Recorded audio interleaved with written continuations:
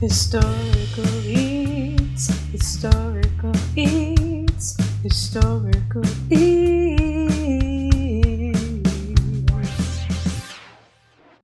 Hey everyone, and welcome back to Historical Eats, and happy Thanksgiving! We are going to try some pumpkin pie recipes for Thanksgiving. So we're actually going to compare two different recipes from the same recipe book, just a few spaces apart listed in the book, and see how they are. They are from Mrs. John Thompson and Mrs. G.W. Morse. So we're going to compare and see whose is better. Today we have competing pumpkin pie recipes from Mrs. John Thompson and Mrs. G.W. Morse. Mary Thompson was born Mary Hurley in Maine in 1876 and comes from Irish heritage. She married John, who was a machinist at the Anchor Mine and a master mechanic at the Daily West Mine. Together they had 2 sons and 1 daughter and lived on Upper Norfolk Avenue. Mary was active in the Women's Athenaeum in Park City. She died in 1949 in Salt Lake. Christina Morse was born Christina Petersdotter, changed to Christina Peterson when her family moved from Sweden to the United States. She was born in 1870. She married George in the United States. George came to Park City originally to help construct the Silver King Aerial Tramway, then stayed on with the Silver King Coalition Mines Company. Together they had 5 daughters that survived and 3 other children that didn't live past childhood. They were part of the Congregational Church, and Christina was part of a Park City Bridge Club. They lived on Lower Norfolk Avenue. George died in 1934, and Christina died in 1945 in Keatley at the home of one of her daughters. She was buried in the Glenwood Cemetery. Their pumpkin pie recipes are pretty similar. They both call for about 2 cups of canned pumpkin with some ginger and cinnamon, as well as salt, eggs, and milk, and sugar. Both recipes also call for molasses. The only difference between these is Mary's recipe asks for half a teaspoon of nutmeg and just to add in the milk without doing anything to it, while Christina's recipe asks you to scald the milk before adding it and then does not ask for nutmeg. I need something to stir with.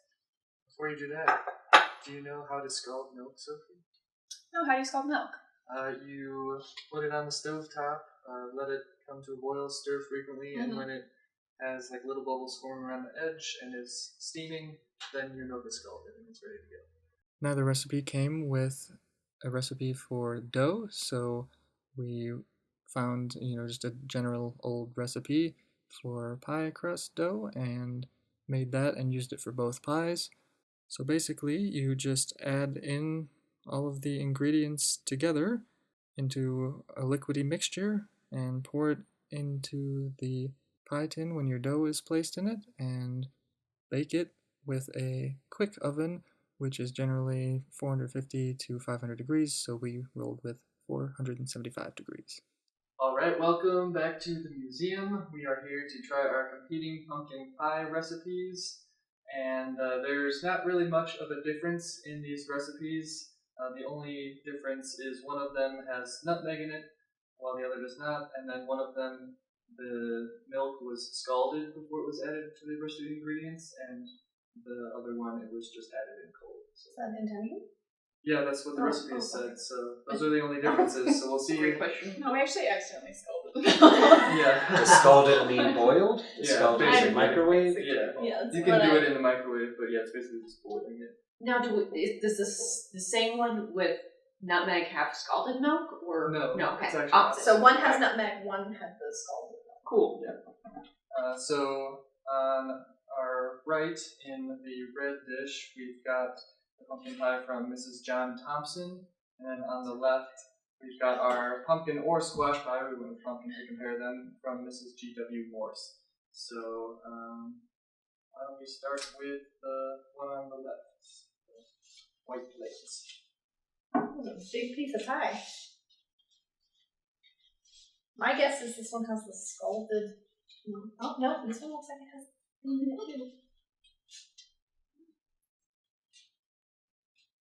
Can your Panta and I see the scalded milk in the pie? Look at your special eyes. Look at your special eye. First of all, it only has to do with color. Thank you.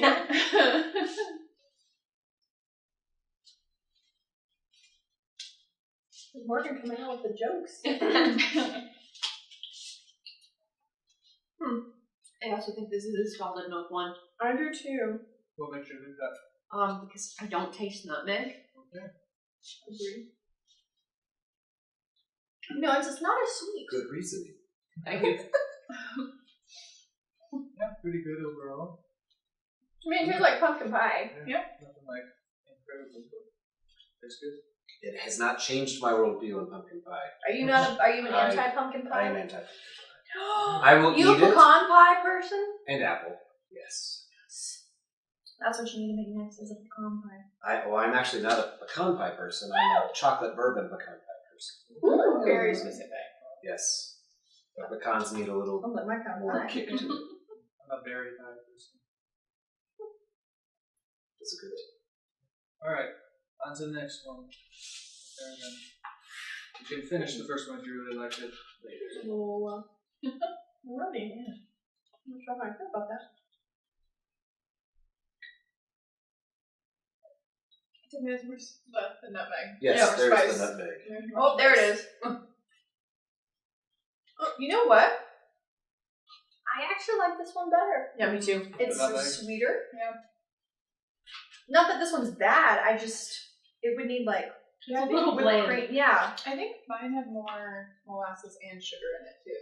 There it It's the is. same amount. That tracks. Well, was there cinnamon or cloves or anything in the first one? Yeah. Just not nutmeg. Cinnamon and molasses and ginger. Oh, ginger. Yeah, there's no cloves in either of these. And for some reason, the crust tastes sweeter. And this It's the one same is crust for crust. both, yeah. Mhm. Yeah. I was like, that doesn't make sense. Well, And sort of the crust is a historic recipe, but it's not from the same recipe book as these. These didn't have any directions in terms of making crust, so we just made a separate crust and used it for both. I think the one on the right in the red, it got filled like to the brim, and so it, like the crust didn't bake quite the same as the other one did. So like the one on the white plate like baked faster, it wasn't quite as like full. sure. Very good. Both of them very good. Slight edge to the nutmeg. Yeah. To the current pie. Yeah, sorry, I'm gonna go with the bowl. And what's besides the fact that they're different recipes, which one is this one? What's the one I made? Yeah, but what's the recipe? Like Oh, It's the one with nutmeg and not scalded. yes, I know, but you guys mentioned two separate recipes. Oh, who's it by? Yeah, sorry. This is Mrs. John Thompson. What were the decades? 1915 from the recipe book. they're from the same recipe book. They're like competing. Yeah, they're like a page apart. Curious. We figured out pumpkin pie since then. We figured out pumpkin pie since then. I don't know, the pumpkin pie recipe on the back of the can of pumpkin is usually better than both of these. That's what I think. Interesting. I never make a pumpkin pie. I make a sweet potato pie. So Yeah, I have no frame of reference because I don't really eat a lot of pumpkin pie. I don't cook or bake, I reheat. So I'm sorry for all of you.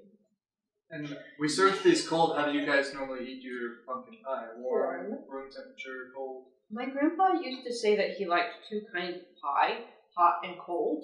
And I'm with him on that. I'll eat whatever. I would more of a only warm- eat warm pie if it's fresh out of the oven. Pumpkin pie. But yes, would serve it cold every other time. No, I'd probably eat it room temperature or warm. I'm not the texture cold is a little. I don't know. Too much like pudding or jello for you? No, I don't know what it is.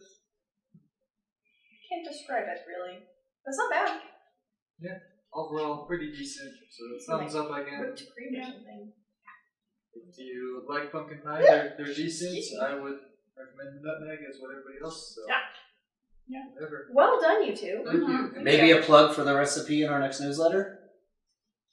Yeah. Sure. Yeah. I'm looking at it, yeah. I wasn't sure if you were talking to me, but that makes sense because I do the newsletter. So. More a general statement, but also to our audience. So maybe find a recipe in our next newsletter coming out in January. So happy Thanksgiving, everybody, and thank you for tuning into Historical Eats. Historical Eats, Historical Eats, Historical Eats.